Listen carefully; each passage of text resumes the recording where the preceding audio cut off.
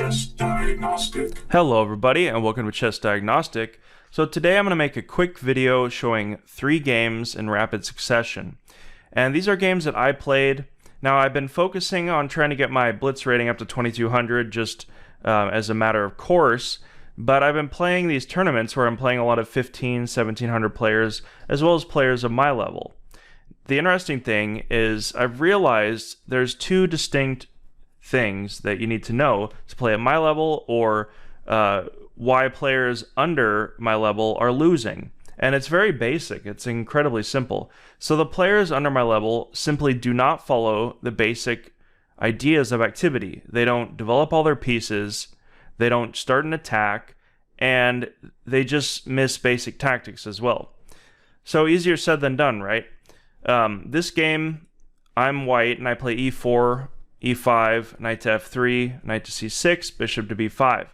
So this player is a little under 1600, and I've seen a lot of these players play actually quite good. They know what to do, but they just don't have an element of struggle.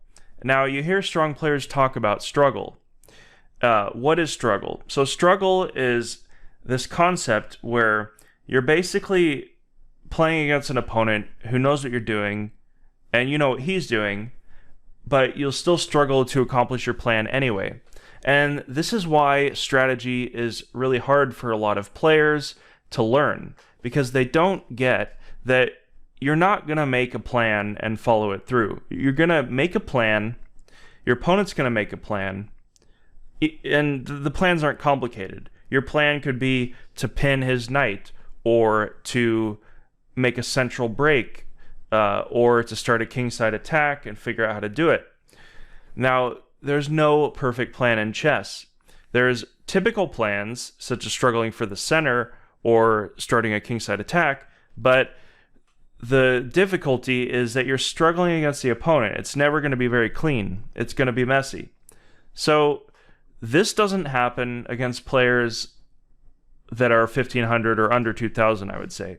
What happens is they don't even follow the basic guidelines of activity, and you'll see that here. So this opponent has bishop to c5, and actually this is a good position for black in the Ray Lopez.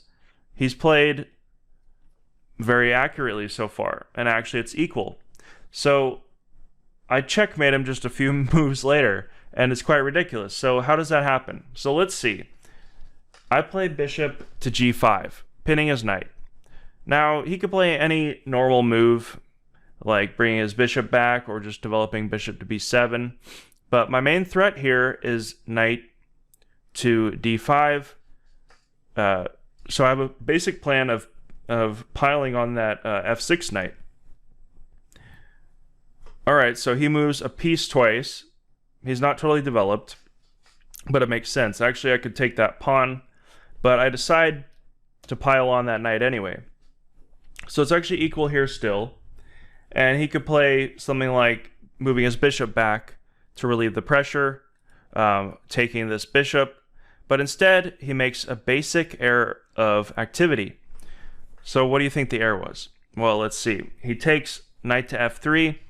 Not only does he trade off an active piece, his most forward piece, but he actually makes a trade that increases my activity and pressure on f6, which I wouldn't have been able to do otherwise. So he just helped me increase my activity, decrease his own activity, and pile up. So he could still move the bishop back, but now he tries to use a pawn to chase that knight away, just a basic tactical error. And so after here, and the bishop back, I just checkmate him. So there wasn't any struggle in this game. It was just he didn't follow the basics. So let's go on to the next game. So here's a game where I played as black against a player on my own level. And you could see that we're just developing pieces and we're getting all our pieces out, each of us.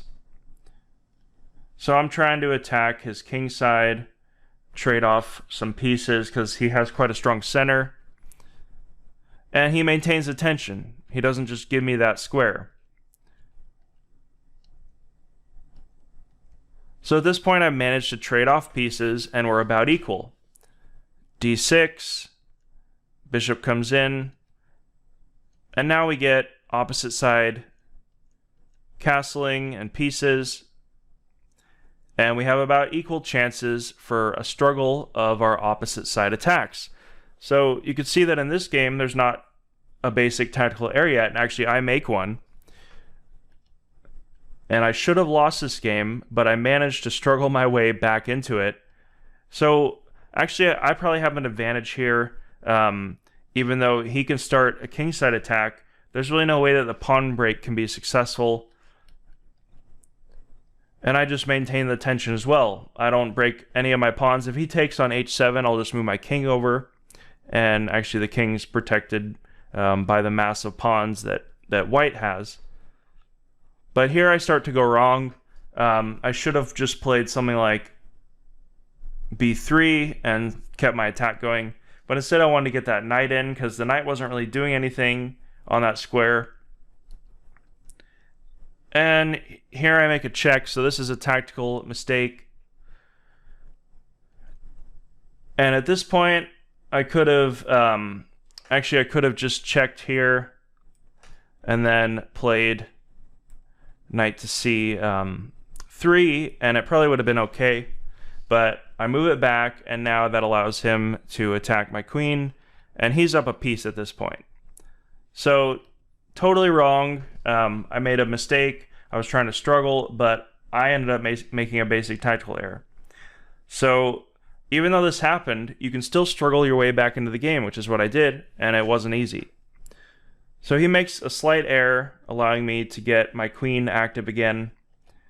And of course, when you're down material, you want to make things complicated. You want to keep all your pieces as much as possible. But the problem with this position is that now my king is quite weak, and I don't really have any steam. My attack is completely gone because I lost a piece, and there's no way to break through. So white starts trying to break through, and I'm pretty much forced at this point to trade down, and I should have lost, obviously. I'm down a piece, I have a bunch of weak pawns. So what happened for me to win this game? Well, I started struggling, trying to keep things complicated. I have that passed pawn, and he's trying to get it, but it's a little more difficult than it seems.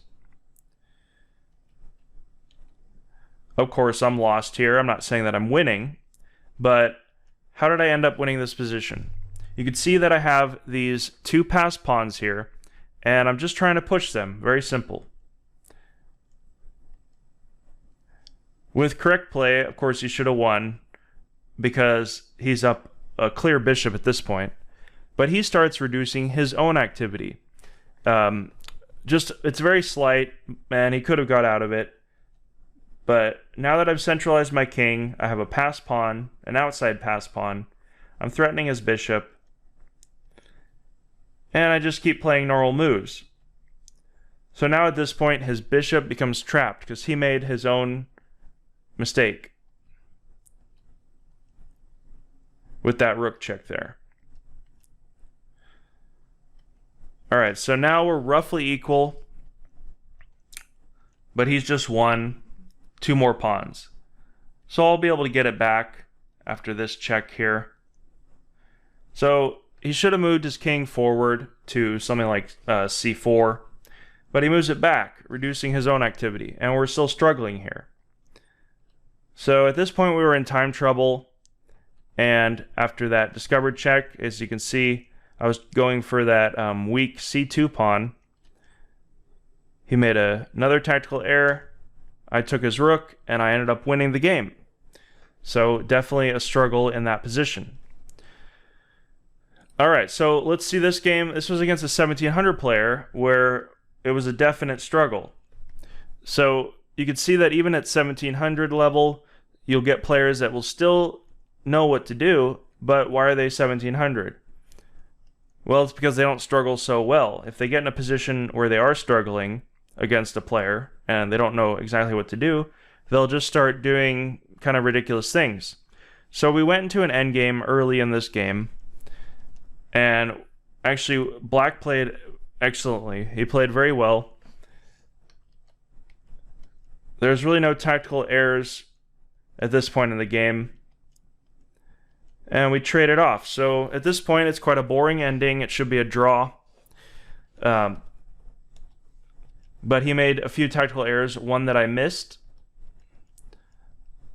Alright, so I'm just flipping through moves because these are pretty basic. We're just trying to keep things going. And this is what the struggle is. So I'm trying to find a breakthrough, and I found one on the queen or the king side here. But actually, I could have. There was a tactic here at this move. If you want to try to guess it, it's white to move, and there's a way to win a pawn. So the move is bishop takes. Oop. Let me go back here. All right. So see, instead of this king move, so he moved it back. Instead of this king moved, I could have taken. I guess I have to go to the analysis board here. I could have taken with the pawn, which would allow me this check to win the bishop, and that would have been a clearly winning position with this protected passed pawn. So I didn't go for that. I missed that tactic. And as you can see, even when you're struggling, you need to be very... It's quite hard to find sudden tactical shots when you're in the midst of a struggle.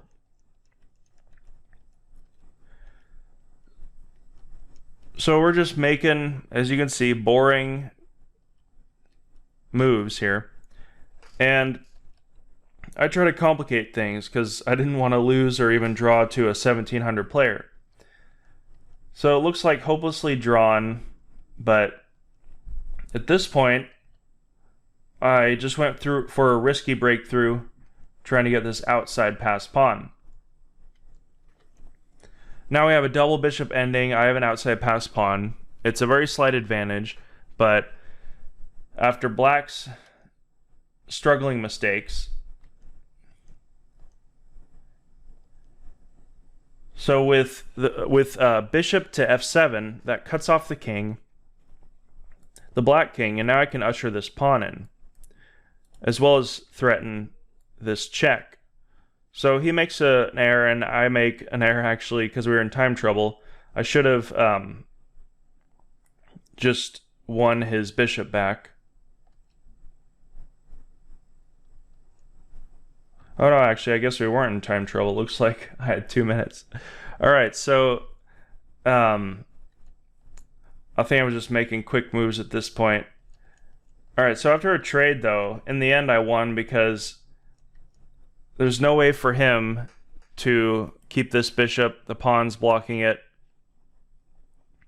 And basically I'll just win either his bishop, or I'll be able to promote my pawn by bringing the bishop here and then cutting his own bishop off. So I'd get a queen in the end. But as you can see, the 1700 played a pretty good game. He struggled. He didn't make too many basic tactics errors. We actually made about the same. But I was able to win in the end because I just struggled until my opponent cracked. And that's an important thing to realize, is that you're not always going to find a perfect strategy. There's really nothing, there's not some information you learn and then you do it. This is why players like Magnus Carlsen are always winning against very strong players, because they mastered the struggle. So I just want to make a video about that. And I'm going to get back to like kind of shorter just game analysis and as well as the endings. So thanks for sticking around, and I'll see you in the future. Hey everybody, thanks for watching. Hope you enjoyed this video. Hit the like button, leave a comment, and subscribe for future videos. See you in the future.